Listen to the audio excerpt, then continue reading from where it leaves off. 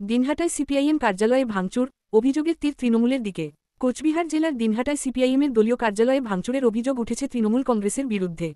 শুক্রবার বিকেল ৩টার সময় ঘটনাটি ঘটে এবং এলাকায় তীব্র উত্তেজনার সৃষ্টি হয়।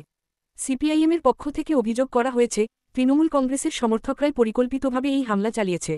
দলের কোচবিহার জেলা সম্পাদক অনন্ত রায় বলেন, তৃণমূলের সমর্থকরাই এই হামলা চালিয়েছে। আমরা পুলিশে লিখিত অভিযোগ জানাব। ঘটনার পেছনে রাজনৈতিক প্রেক্ষাপটও উঠে আসছে। গতকাল মাথাভাঙ্গায় ডিওয়াইএফআইয়ের জেলা সম্মেলনে বামফ্রন্ট নেত্রী মীনাক্ষী মুখার্জি একটি বিতর্কিত মন্তব্য করেন।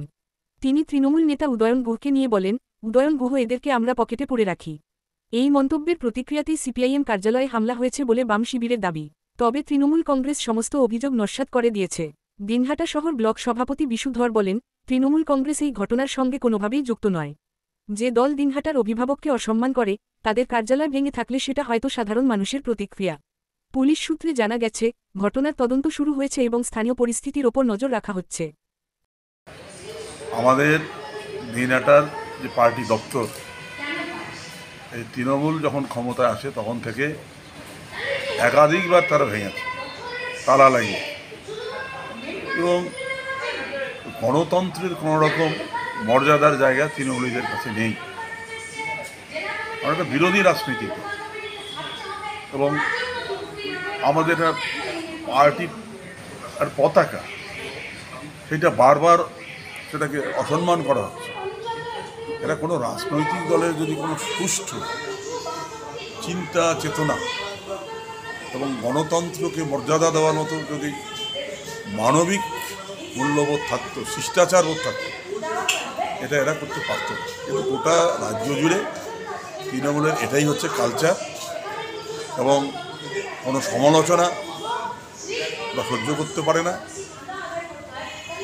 যে তৃণমূল দলের নেতৃত্বের এই কাজটা সংগঠিত, এবং এটা নীতিবিরোধী কাজ।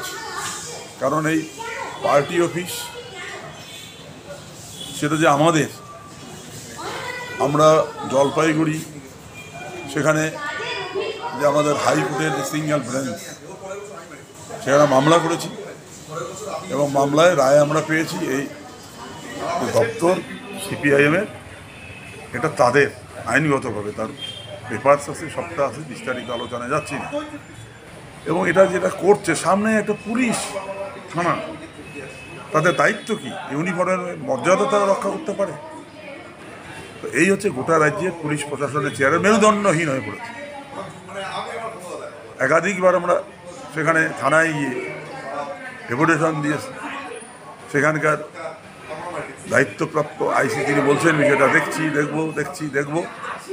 বাস্তবে তৃণমূলী ক্রিমিনালদের এরা ভয় পায়, বা এদের মধ্যে সেই রকম যে গাঁজা চাষের নাম করে, আজকে যা হচ্ছে, মানুষের চোখ ফিরিয়ে দেওয়ার জন্য হয়তো আধা বিঘা গাঁজা চাষের জমিতে আগুন লাগিয়ে দিয়ে এই বাজারি পত্রিকা প্রচার করে দেওয়া হলো, বিঘার পর বিঘা গাঁজার চাষ পুলিশের উদ্যোগে পুড়িয়ে দেওয়া। এখানেও তৃণমূলীদের একটা অংশ যেমন সেই গাঁজা চাষির কাছ থেকে তার বখরা নিচ্ছে, তার ভাগ আমার মনে হয় পুলিশ প্রশাসনের একটা অংশের কাছেও সেই বখরার ভাগ করছে। গোটা রাজ্যেই এইটাই চলছে। চাকরির ক্ষেত্রে যা হচ্ছে, এই যে আজকে 26,000-এর উপরে চাকরি চলে গেল, তৃণমূল রাজু। পার্টি অফিসের এই ভাঙচুরের প্রতিবাদে আপনারা কি আপাতত বা প্রাথমিকভাবে কি প্রতিক্রিয়া বলবেন? আমরা একটা কনফারেন্সে আছি, ব্যস্ত আছি। কনফারেন্সটা আজকে হয়তো শেষ হবে। এটা আমরা পরে লিডারশিপ আমরা যাব, সেখানে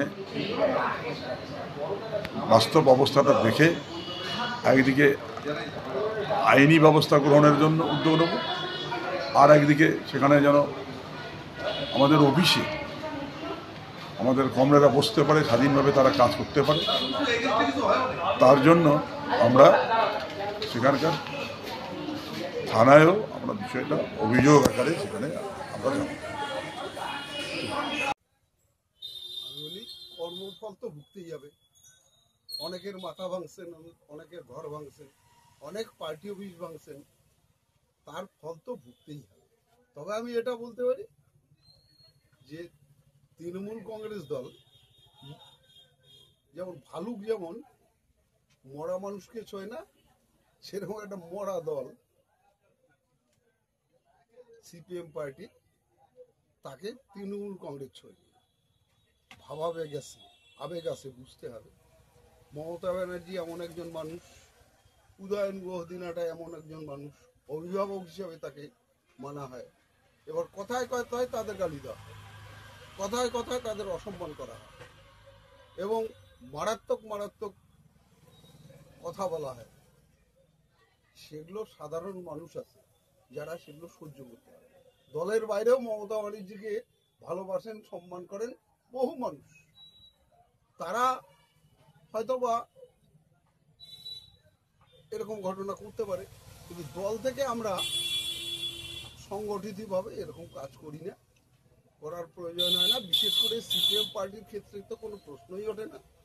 যারা একেবারে মৃতপ্রায় আইসিইউ এ ভর্তি হয়ে আছে, যে দলটা কখন যাবে শূন্য না মহাশূন্যে চলে গেছে, সেই দলের পার্টি অফিস ভেঙে আমরা শুধুমাত্র হাতটা বন্ধ করতে চাই না।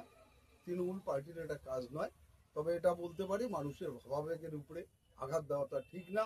এরকম কাজ করলে এরকম ফল সাধারণ মানুষ